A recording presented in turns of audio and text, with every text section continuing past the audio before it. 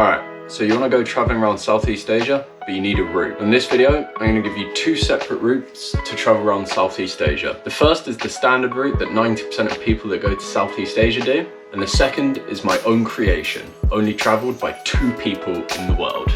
So, you want to do the standard route that everyone else does, the edgy Leeds Uni student route. You think you're doing something different, but there are 30,000 other people doing the exact same thing as you. Anyway, there's a reason the route is so popular. You get to see 4 different countries in around 3 months, and you don't have to take any flights to do it. This route is called the banana pancake route, and it will have you starting in Bangkok before heading up north to Chiang Mai.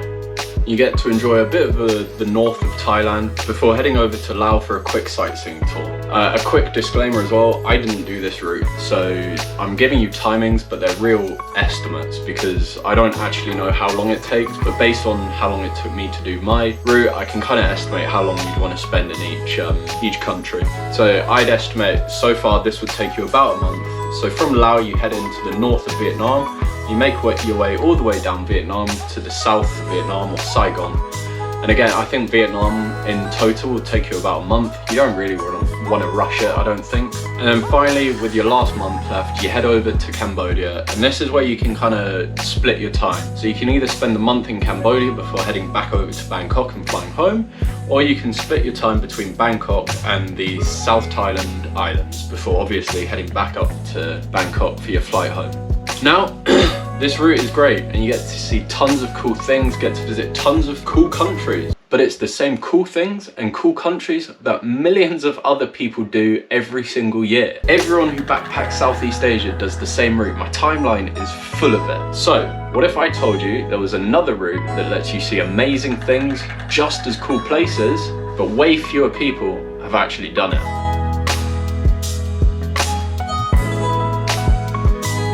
So this brings us to my route, the TMBI route. Listen, I'm not even gonna try and hide my bias.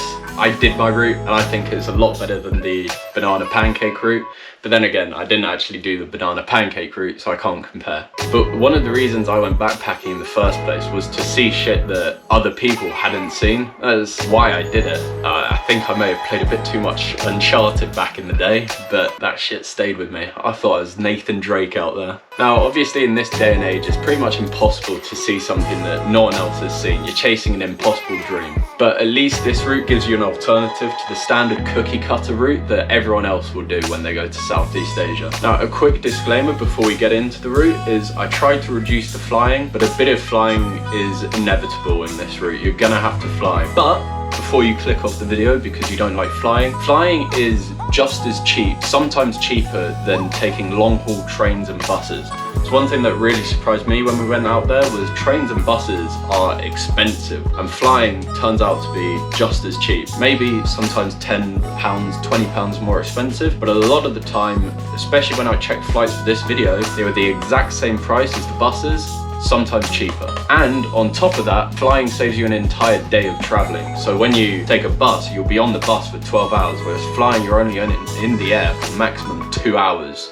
So, what is the TMBI route? Well, it starts off like the other route in Bangkok, except this time you head straight down south to Surat Thani, where you'll see the islands on the east coast of Thailand. So that's Koh Penang, Koh Samui and Koh Tao. You'll spend like a month here, divide your time pretty much evenly between those places. In fact, I'd say you only really need 3 weeks. But we spent a lot of time in Koh Tao because I did a lot of scuba diving while I was out there. But you've basically got a month there maximum until your visa expires and you have to flee the country. So the next destination is Malaysia, specifically Langkawi, which is an island on the west coast of Malaysia, really near the border of Thailand. So depending on where you are, you can use 1-2 Asia to pretty much check from where you are how to get to a specific place.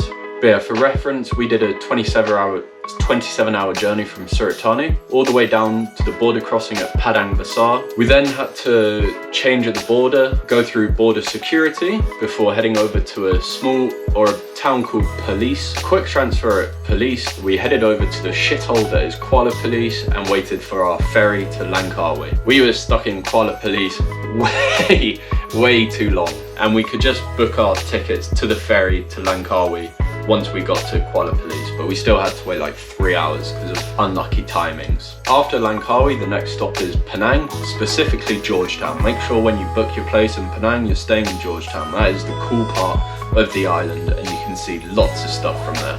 Probably my favorite place that we visited.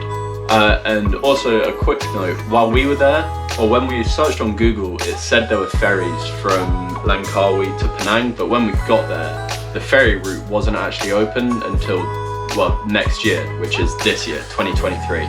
So when you're in Langkawi, check the ferry places or the ferry terminals to see if they are doing a direct route to Penang, because if they are, amazing. If not, you just have to do what we did, which is take the bus down to Georgetown.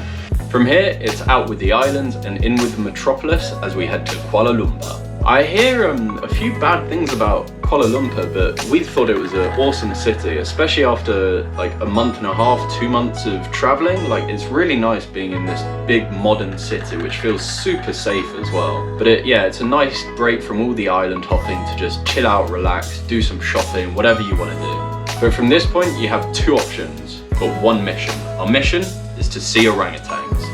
And there's only 2 places you can do that, Borneo and Northern Sumatra. So those are the next 2 destinations. But choose one, don't do both. But you can do both, but I'd say choose one. Do some research to find out which is best for you. Personally, we did Malaysian Borneo and loved it. We spent 2 weeks there. Although our initial plan was Northern Sumatra. So I know it's possible because I've researched it and I had it all planned out. So we could have done Northern Sumatra, so I know for you guys that's possible as well. A short note is that Borneo is split into 2 parts. So you've got the north part, which is Malaysian Borneo, and then you've got the southern part, which is Kalimantan, which is Indonesian Borneo.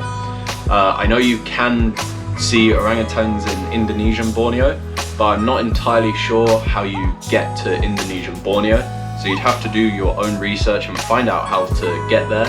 But that's another alternative that you could throw in instead, is that you could do Kalimantan once you're in Indonesia and fit that in somehow instead. Sadly, regardless of your chosen orangutan destination, the next stop is Jakarta. And I apologise in advance for bringing you to this stinker of a capital, but it has to be done. And I promise you, it will make every destination you've ever been to and ever will go to 100 times better. You will appreciate them so much more. But we're not spending long in Jakarta before we head to the middle of Java called Yogyakarta to get some nice cultural experience there. And then we head to Surabaya, which is the 2nd largest city in Java. And we're just staying at Surabaya as a destination to get to Malang, which is a small city in East Java. And the reason Malang is so great is because it's right in the middle of tons of really, really cool tourist attractions. So you've got Tempuk Sewu waterfalls, 1,000 falls it's called in English. Awesome, like so cool, one of the best things we saw while traveling. You've got Mount Bromo, which is a massive active volcano you can see. And finally, you've got blue fire, which I think there's only 2 places in the world that you can see blue fire, and this is one of them.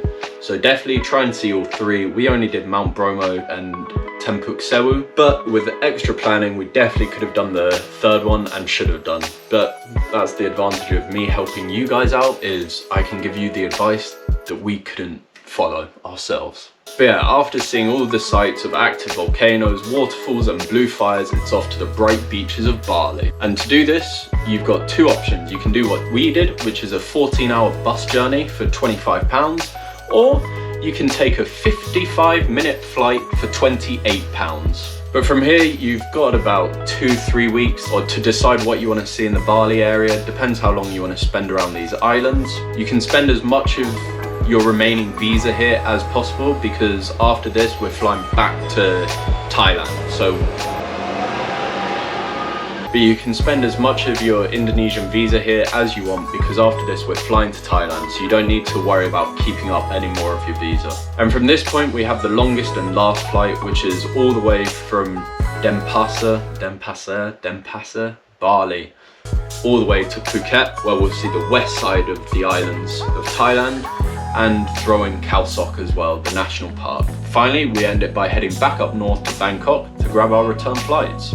If you're staying for longer than 3 months, say 6 months, you can just combine the route and see pretty much everything in Southeast Asia except for the Philippines. But yeah, that's my advice on 2 different 3-month routes you can take in Southeast Asia to, well, basically to see the 2 separate parts of Southeast Asia. And you can pick and choose between which ones you want to do, or combine them both for the best of both worlds.